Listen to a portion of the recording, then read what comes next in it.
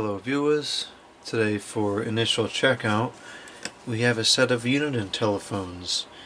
These are model TRU9485-4WX. So this is the original configuration the system would have sold with three of the regular handsets. I believe these are TCX905. I don't think it's going to tell me, but perhaps that's what it is, perhaps not. Maybe I don't recall correctly, but that's what I believe these are. And then one of the waterproof telephones. And this waterproof telephone is model TWX977. And actually we'll leave that clip off of there so when I can clean it a little bit easier. So these were really good phones. They are 5.8 gigahertz digital spread spectrum. They're not dual bands or anything like that. And it's unfortunate that when Uniden switched over to the DEC 6 variety of telephones, they not only abandoned this hardware, but they also abandoned the operating system found on these and replaced it with something that is, in my opinion, far inferior and much less featured. The operating system in these telephones was really nice. They offered far more features than the average user is ever going to utilize, and quite frankly the hardware was really nice, and they're just very well made phones. They had a full, or they still have rather, a full dot matrix screen versus the multi-line LCD which we usually see in the phones now. We had the gold-plated contacts for the buttons to register on. We had paddle antennas in here. Really well made and well designed telephones. So let's get these going here. So I'm going to plug in the waterproof one first and see if I can get that to take a charge, because that's a little bit more of a hassle to change the battery out in there. Or actually perhaps I'll just open it up, because I believe that's the only one that has a battery, and so that is my only hope of getting a date of manufacture on these telephones, providing it's the original one anyways. I don't really know.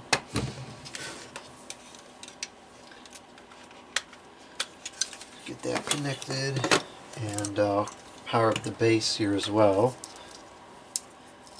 Then I have to go grab a battery to test the handsets with.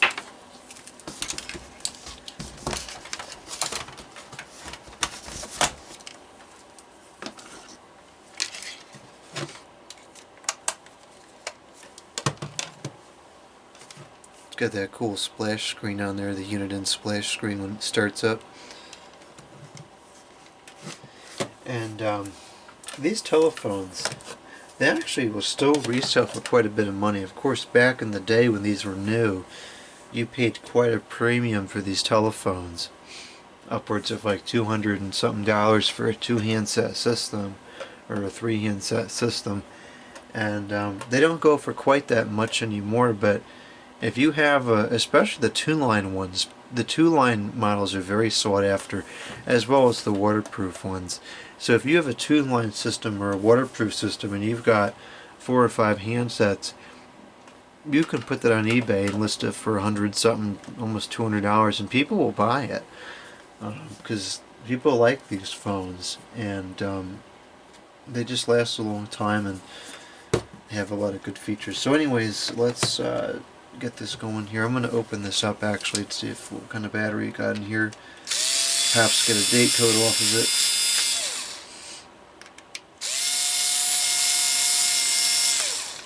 These aren't very tight. I'm wondering if perhaps the battery was removed from these, or from this rather. I bought this as a lot of equipment, and usually people don't pack this stuff very well, but this was actually packed very nicely. We do have a battery in here. It is a carries a date code of 2006L. So it was from 2006. So we are in 2018. So we're looking at 12 years.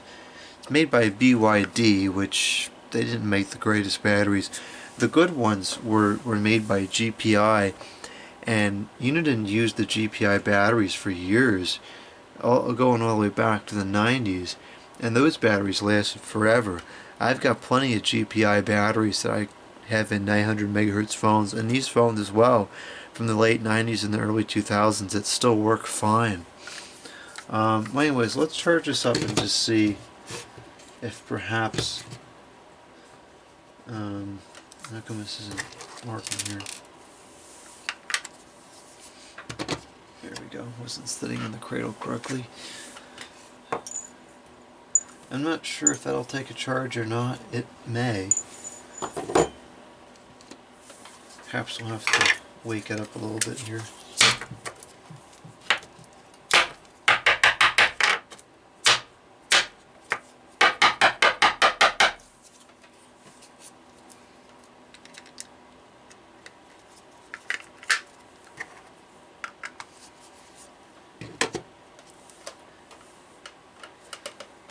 So overall, the system is in reasonable condition. It is definitely dirty. You can see we have heavy accumulation of dirt on the buttons. Although, once we clean it up, it probably will look pretty good. I don't see too many scratches or anything on the handsets. We do have some signs of wear down here at the bottom where it sits in the cradle, but that is to be expected.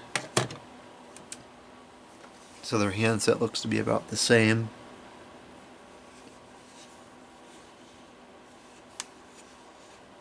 Somewhere on the clip from where you... What was that? Anyways, you can see there's some wear on the clip from where you set it down on the table. And this one's got quite a coating of junk on the buttons as well.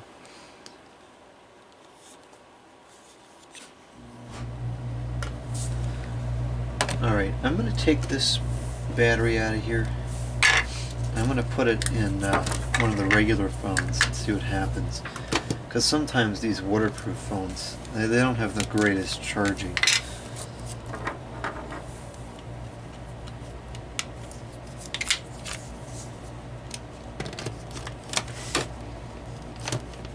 Now I'm not getting a charge indicator here on the base. I wonder if the contacts are just too dirty. Alright, so we'll have to look into that. I don't seem to be getting any charge out of the base. Let's try one of these cradles here and see if these will give me some charge or not.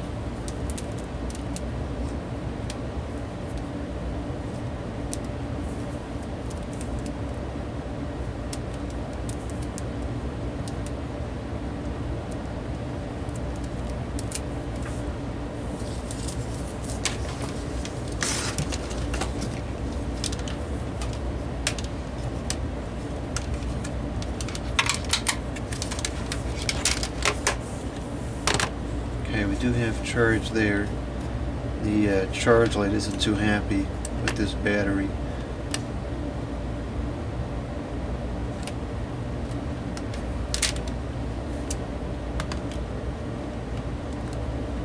Alright, well, let's just go ahead and forgo that battery because it's not one of the GPI batteries, so it probably is spoiled anyways because it's been sitting in that phone for how many years now.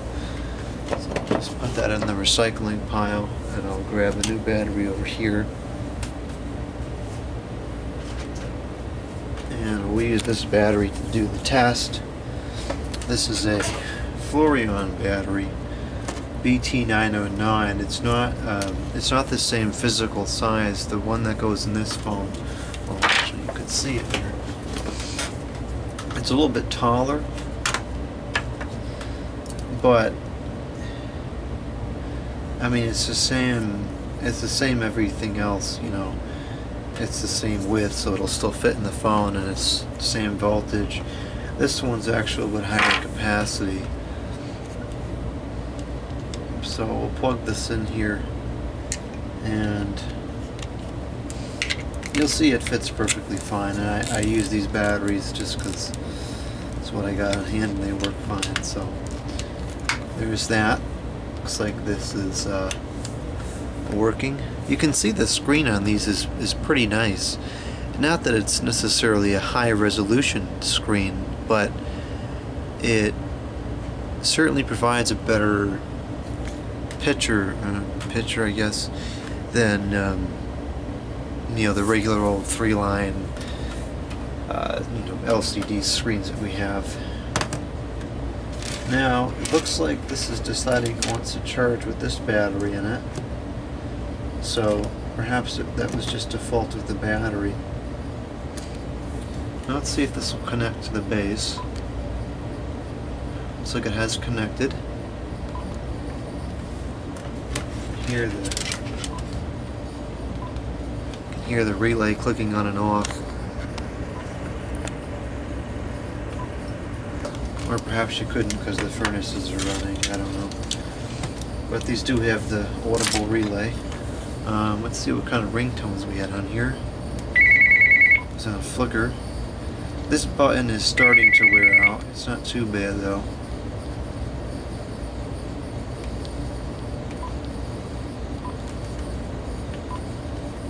Let's see what kind of call history we got in here. Last calls were from 312. Actually, I think today is 312.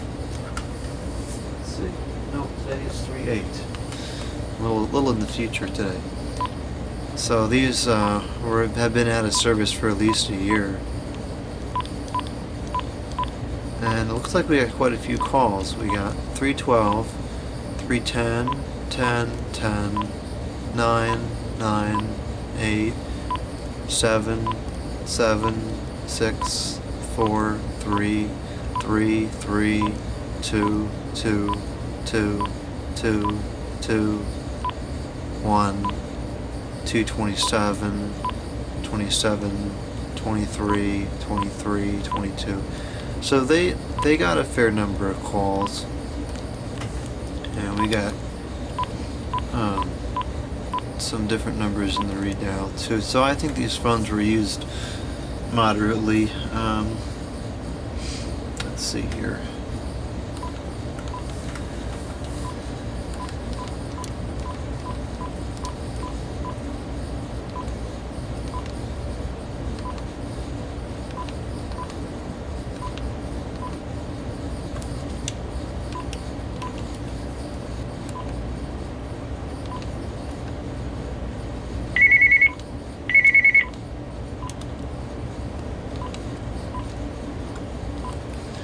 Okay, so it looks like all the buttons are working.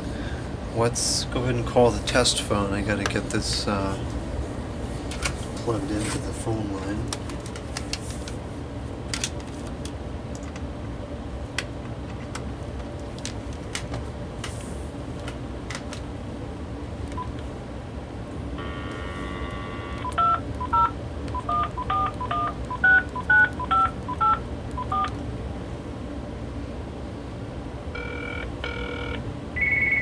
Okay, there we go.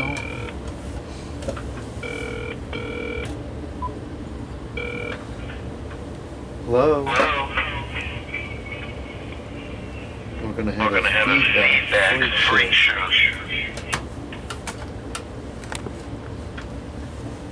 Speakerphone testing. 1, 2, 3. The only thing I'll say about these telephones that wasn't the best is the handset speakerphone. It kind of lacks any of the lower or mid-lower frequencies. It still sounds very clear, but it doesn't sound particularly lifelike. Okay, now we'll test it on non-speakerphone. We'll turn the speakerphone off. Testing. 1, 2, 3. That seems to work. The earpiece quality is very good, but it too is kind of centered more in the high mid range, and so depending on who you're talking to, it's not always going to be quite as lifelike as some other phones. Ironically enough, it's not perfectly living up to its Integrity sound name, but still it's very clear, and I've never used these telephones and had a situation where somebody wasn't coming through clearly or I was having a hard time understanding them. Sometimes, albeit maybe it's not as a rich sound, but cutting out some of the lower frequencies, at least on the telephone, when you're not working with a high quality, does actually make it easier to understand what somebody's saying through the phone. So let's see here. We'll test the transmit now. Testing. 1, 2, 3. These have a pretty good audio pickup on them as well. Now we'll go to speaker. Testing. Speakerphone. Freak show.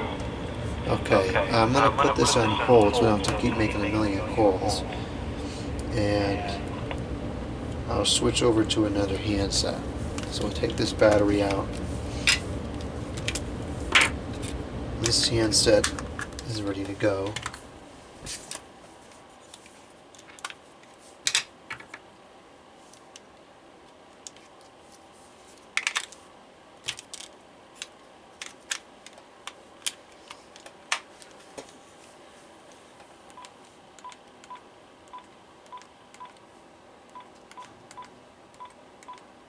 These buds have a nice clicky feel to them.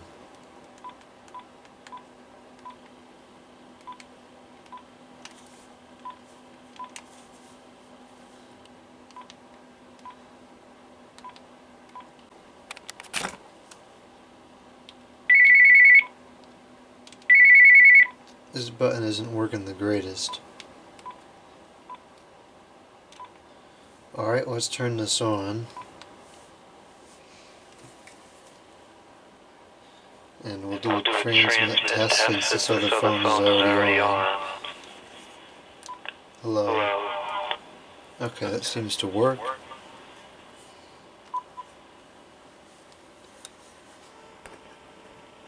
Testing, testing. 1, 2, 3. Check.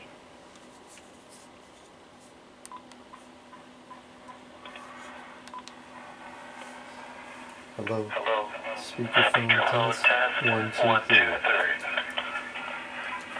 3. Okay. Put it on hold again.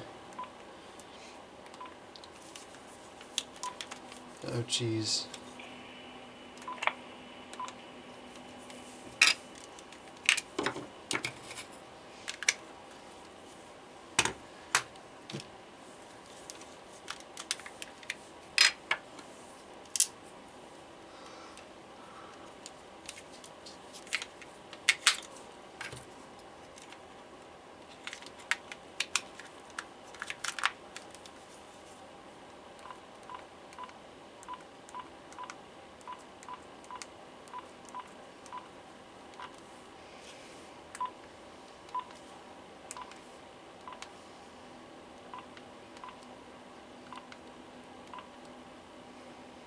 I'm just now noticing that there's actually two redials. You got redial down here and redial up here.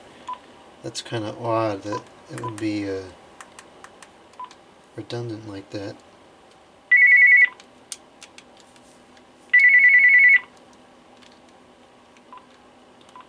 I definitely have to do some work on these sender buttons because they're not working too well.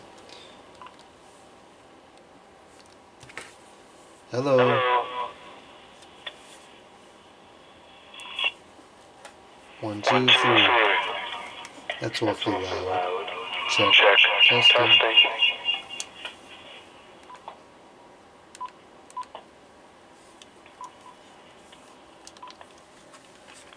Testing, testing. 1, 2, 3.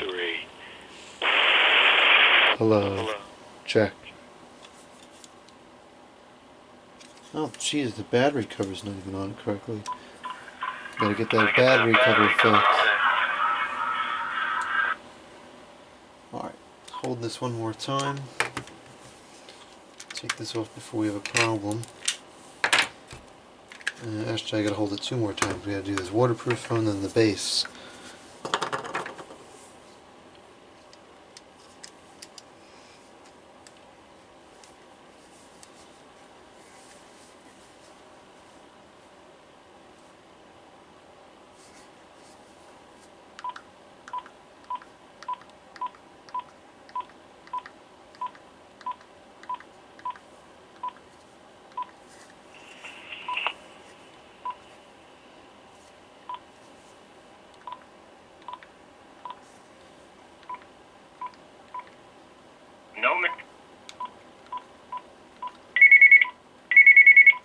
navigation button seems to work perfectly fine on this one.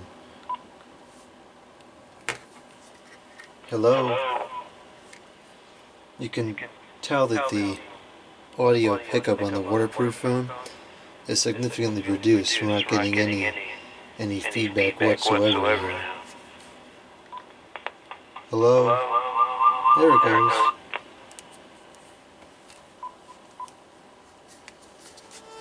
Testing. 1, 2, 3.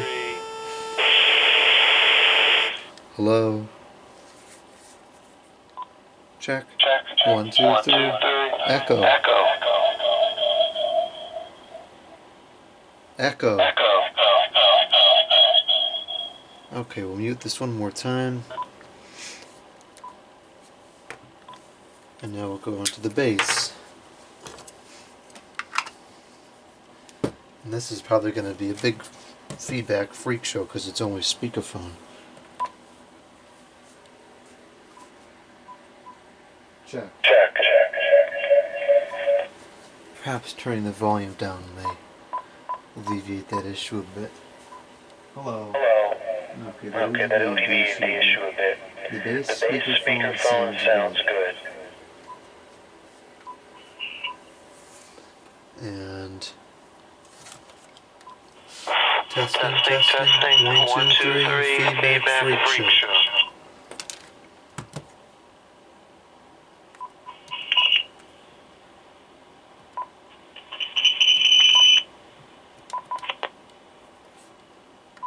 Okay. Now we just got to test the rest of the buttons on the bass.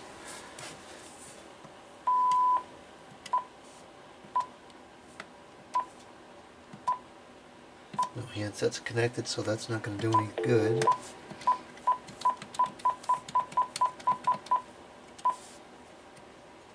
No messages. Answering system is off. To delete off.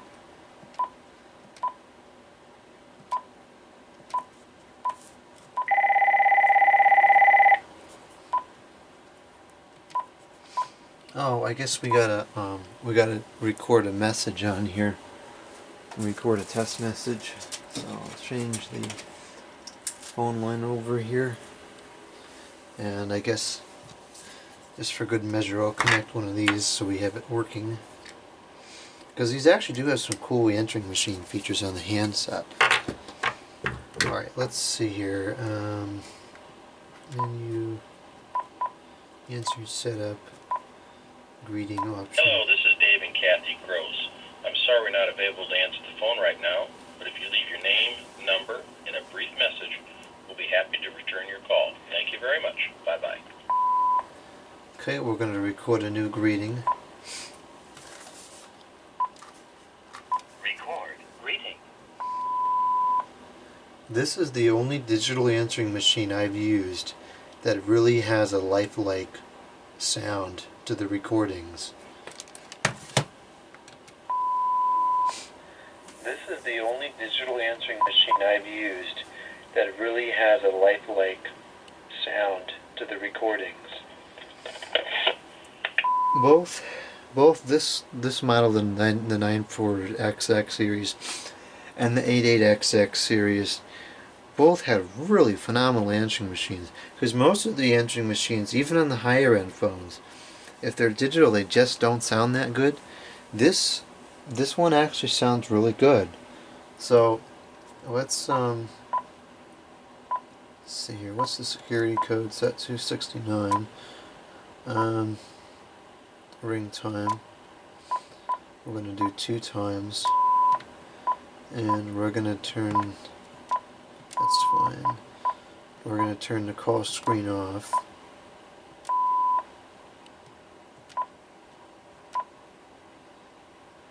And we'll turn this on. Answering system is on. This is the only digital answering machine I've used. That's enough of that. And then on the handset, let's change the ringer. I like soft alert. Okay, now I'm going to call these telephones, and I'll record a message.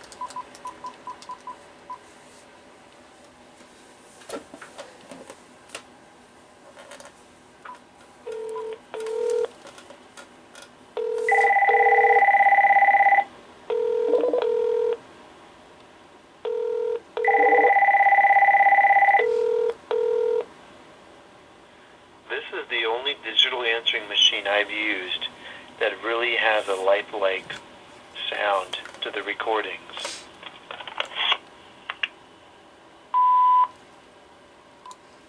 Testing, testing, 1, 2, 3.